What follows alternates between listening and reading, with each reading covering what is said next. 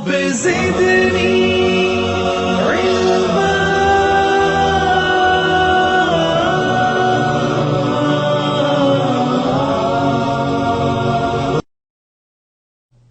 علما কালিমার কথা বলেছিল। দুনিয়ার কোন কিতাবে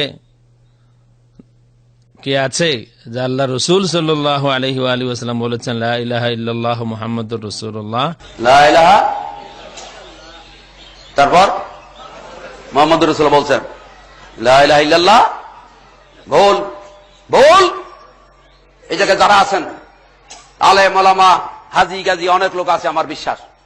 একজন লোক হাত দেখাই বলুন তো যে আমার এই চক্ষু দুইটা দিয়ে বুখারী শরীফ, মুসলিম শরীফ, তিরমিজি শরীফ, আবু দাউদ শরীফ, নাসাই শরীফ, ইবনে মাজাহ শরীফ, মুস্তাদরাক হাকিম, সুনানে কুবরা, বাইহাকি, তারপর মুসনাদে আহমদ, তারপর কি বলে ফতহুল বারী, তারপরে এই ধরনের যত কিতাব আছে, মিজানুল ইতিদাল, মহল্লা মুগনি, ইনায়া বিনায়া, নেহায়া মাকসুদ মুহিত, যত কিতাব পৃথিবীর বুকে রয়েছে, একটা কিতাবের মধ্যে লেখা দেখেছেন এক জায়গায় হাদিসে রাসূল থেকে প্রমাণিত যে লা ইলাহা ইল্লাল্লাহ।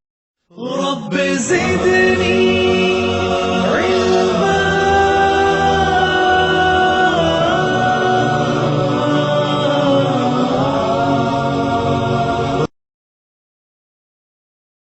সেটা হচ্ছে আমাদের দেশে 5টি কলেমা আছে না? 5টি কলমা, কলমা তাইয়্যিবা, কলমা শাহাদাত, কলমা তামজিদ, কলমা তাওহীদ, কলমা অমুক, কলমা তমুক। 5টি কলমা, কলমা তাইয়্যিবা, কলমা শাহাদাত, কলমা তামজিদ, কলমা তাওহীদ, কলমা অমুক, কলমা তমুক। 5টি কলমা আছে না? নেই, কোথাও নেই। এগুলো আলেমদের বানানো।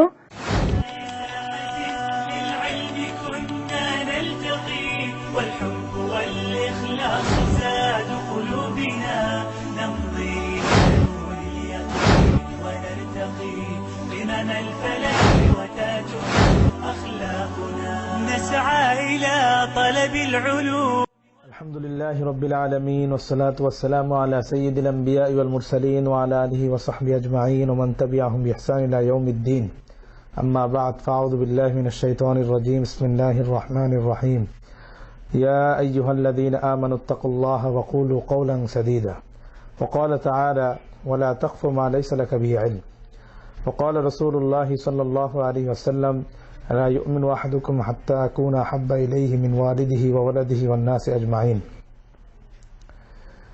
আজকে যে বিষয়টা নিয়ে আমরা এখানে আলোচনা করতে বসেছি, যে ইদানিং আমরা কোন কোন ভাইয়ের মুখে, এমন ভাই যারা নিজেদেরকে কোরআন এবং একমাত্র সহিহ হাদিসের অনুসারী হিসেবে দাবি করে থাকেন, এমন কিছু ভাইদের মুখে আমরা ইদানিং শুনতে পাচ্ছি যে তারা বলছেন যে লা ইলাহা ইল্লাল্লাহু মুহাম্মাদুর রাসূলুল্লাহ, এটা কালিমাতুত তাওহীদ না, এটা হলো কালিমাতুশ শিরক। বা তারা যারা তাদের মধ্যে যারা নমনীয়, যারা তুলনামূলক একটু উদারপন্থী, তারা শিরক হয়তো বলে না, কিন্তু বলে এটা কোনো সহিহ হাদিসে নেই, এটা কোনো হাদিসে নেই বা সহিহ হাদিসে নেই। কিন্তু সবচেয়ে অবাক করা যে এই প্রশ্নটা আমরা শুনে অবাক হয়েছে এই কারণে যে যুগ যুগ ধরে এই কালিমাটা ছিল কালিমাতুত তাওহীদ। একজন মানুষ মুসলিম হওয়ার জন্য, ইসলামে দাখিল হওয়ার জন্য এই কালিমাটা মাধ্যম হিসাবে ব্যবহার হতো, লা ইলাহা ইল্লাল্লাহু মুহাম্মাদুর রাসূলুল্লাহ। এটার মাধ্যমে একজন ব্যক্তি মুওয়াহিদ, তাওহীদি ব্যক্তি অন্তর্ভুক্ত হতেন। কিন্তু আজকে তারা এই কালিমাটাকে কালিমাতুশ শিরক, কালিমাতুশ শিরক হিসেবে আখ্যায়িত করলেন। কোন দলিলের আলোকে আমরা, আমাদের কাছে এখন এটা স্পষ্ট না, এখন আমাদের কাছে এই বিষয়টা স্পষ্ট না। আমরা তো হাদিসের মধ্যে স্পষ্টভাবে এটা পেয়েছি যে লা ইলাহা ইল্লাল্লাহু মুহাম্মাদুর রাসূলুল্লাহ, এটা হাদিসে আছে এবং সহিহ সনদে আছে। তা আমরা এই বিষয়টা যেহেতু এত স্পষ্ট, এবং এই বিষয়টা স্পষ্ট হওয়ার একটা বড় প্রমাণ হলো যে আমাদের বন্ধুরা তো সৌদি আরব বা আরবের উলামায়ে কিরামকে অনেক ইহতিরাম করে থাকেন, তাদেরকে অনেক সম্মান দিয়ে থাকেন, তারা সম্মান পাওয়ার উপযুক্ত, আমরাও বলি। তো তারা কি একটু চিন্তা করলো না যে সৌদি আরবের মতো দেশের যে পতাকা, সেটার মধ্যেই তো লা ইলাহা ইল্লাল্লাহু মুহাম্মাদুর রাসূলুল্লাহ লেখা আছে। তাহলে কি তারা সৌদি আরবের যারা উলামায়ে কেরাম আছে তাদেরকে, তারা কি এটা বলবে যে তাদের আকীদাও সহিহ না, তারাও শিরক করছেন? এজন্য আমাদের ভাইদের প্রতি অনুরোধ থাকবে যে আপনাদের কথার পরিণামটা কোথায় যায় এটা আপনারা ভেবে চিন্তে তারপর বলবেন। এখন আমি বেশিতে বেশি একটা কি দুইটা হাদিস আমি দেখাবো, এরপর আমি আমার বক্তব্য শেষ করে দিব, কারণ এই ব্যাপারে বিশদ আলোচনার কোনো প্রয়োজন নেই। আমার সামনে একটি কিতাব আছে, হাফিজ ইবনে হাজার আসকালানী রাহমাতুল্লাহ আলাইহি, যার নাম সকলেই জানেন, উনি একজন বিখ্যাত মুহাদ্দিস ছিলেন, হাফিজ ইবনে হাজার আসকালানী রাহমাতুল্লাহ। উনি কিতাব আল ইসাবা ফি তাময়িজ আস সাহাবা, আল ইসাবা ফি তামিজ সাহাবা। এই কিতাবটার মধ্যে হাফিজ ইবনে হাজার আসকালানী রহমতুল্লাহ আলাইহি তার স্বভাব সুলভ, তার মুহাদ্দিস সুলভ যে প্রতিভা, এটা এই কিতাবের মধ্যে ফুটে উঠেছে। এবং এই সমস্ত কিতাব অধ্যয়ন করলে, হাফিজ ইবনে হাজার, হাফিজ যাহাবী রহমতুল্লাহ কিতাব অধ্যয়ন করলে বোঝা যায় যে এলেমের কত ভান্ডার, এলেমের কত খাজানা তাদের সামনে ছিল, যেগুলো এখন আমাদের সামনেই নেই। ওই কিতাবগুলো এখন আমাদের সামনে নেই, সেগুলো হয়তো মাখতুত বা মাফকুদ, কোথাও পাণ্ডুলিপি আকারে পড়ে আছে বা ওগুলো কোনো খোঁজই নেই, কিন্তু ওই কিতাবগুলো ওনাদের অধ্যয়নে ছিল। এই কারণে এমন এমন জায়গা থেকে ওনারা হাদিস নিয়ে আসতে পেরেছেন যেগুলো আমরা খুঁজেই পাই না। তো এইখানে হাফিজ ইবনে হাজার আসকালানী রহমতুল্লাহ আলাইহি ইমামুল মাগাজি, বিশিষ্ট একজন ইমাম, অনেক বড় মুহাদ্দিস ছিলেন। তার নাম হলো ইউনুস ইবনে বুকাইর। উনার কিতাব আছে জিয়াদাতুল মাগাজি। ওইখানে উনি সনদ সহকারে অনেক রাসূল করিম সাল্লাল্লাহু আলাইহি ওয়াসাল্লামের মাগাজি বা রাসূল করিম সাল্লাল্লাহু আলাইহি ওয়াসাল্লামের অনেক ঘটনা উনি বর্ণনা করেছেন, সাহাবীদের অনেক ঘটনা উনি বর্ণনা করেছেন ইউনুস ইবনে বুকাইর তার জিয়াদাতুল মাগাজি কিতাবের মধ্যে। তো জিয়াদাতুল মাগাজি কিতাবটার যেহেতু এখন মাখতুত, এখনো পাণ্ডুলিপিটা ছেপে আসে নাই, কিন্তু ওই কিতাবের অনেক উদ্ধৃতি হাফিজ ইবনে হাজার আসকালানীর এই কিতাবে এবং আরো অন্যান্য কিতাবের মধ্যে পাওয়া যায়, যে তারা ওই কিতাব থেকে অনেক কিছু হাওলা উদ্ধৃতি সহ উল্লেখ করেছেন। তো সেখান থেকে আমি একটা রিওয়ায়াত পড়ছি, হাফিজ ইবনে হাজার আসকালানী আল ইসাবা ফি তামিজ সাহাবার 6 নম্বর খণ্ডের 385 নম্বর পৃষ্ঠা। 6 নম্বর খণ্ডের 385 নম্বর পৃষ্ঠায় নুআইম আল গিফারি রাদিয়াল্লাহু তাআলা আনহু জীবনী। নুআইম আল গিফারি রাদিয়াল্লাহু তাআলা আনহু জীবনী। নুআইম আল গিফারি সাহাবী ছিলেন। এই কিতাবের মধ্যে হাফিজ ইবনে হাজার আসকালানী ওনার জীবনী নিয়ে সামান্য একটু আলোকপাত করেছেন। সেখান থেকে আমি একটা বর্ণনা দেখাচ্ছি। এইখানে উনি উল্লেখ করেছেন, নুআইম আল গিফারি লাহু সুহবাতুন যাকার ইউনুস ইবনে বুকাইর ফি জিয়াদাতিল মাগাজি ওয়া আখরাজাহুল হাকিম। যে উনি সাহাবী ছিলেন, ইউনুস ইবনে বুকাইর, তার কথা আলোচনা করেছেন জিয়াদাতুল মাগাজি কিতাবের মধ্যে।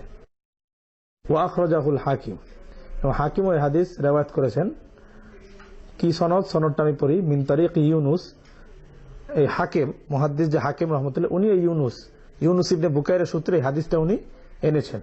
তো ওইখানে হাদিসটা আমি পড়ছি, ওয়া আখরাজাহুল হাকিম মিন তারিক ইউনুস আন ইউসুফ ইবনে সুহাইব আন আব্দুল্লাহ ইবনে বুরাইদা আন আবিহি قال انطلق ابو ذر ونعيم ابن عم ابي ذر وانا معهم يطلب رسول الله صلى الله عليه وسلم وهو مستتر بالجبل فقال له ابو ذر يا محمد اتيناك لنسمع ما تقول قال اقول لا اله الا الله محمد رسول الله فآمن به ابو ذر وصاحبه।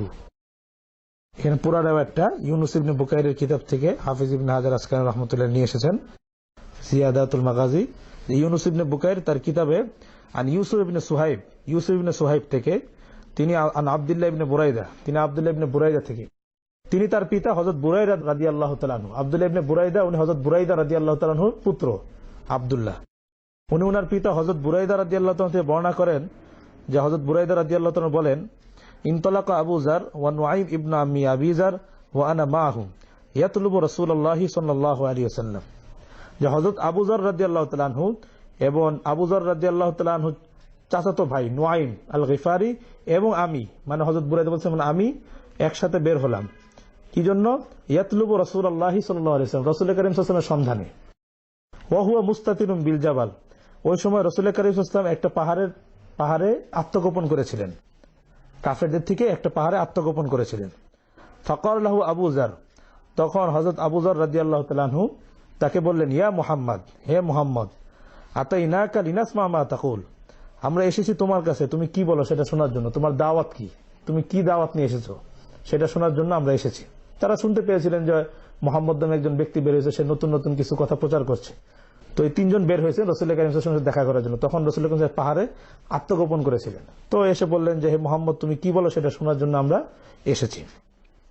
ক্বালা, তখন তিনি বললেন, মানে রাসূল করিম সাল্লাল্লাহু আলাইহি ওয়াসাল্লাম বলেন, আকুলু, আমি তো এটাই বলি, লা ইলাহা ইল্লাল্লাহু মুহাম্মাদুর রাসূলুল্লাহ, আমি তো লা ইলাহা ইল্লাল্লাহু মুহাম্মাদুর রাসূলুল্লাহ বলি। এখানে একেবারে লা ইলাহা ইল্লাল্লাহু মুহাম্মাদুর রাসূলুল্লাহ, এই হাদিসে একেবারে দুটো একসাথে এসেছে।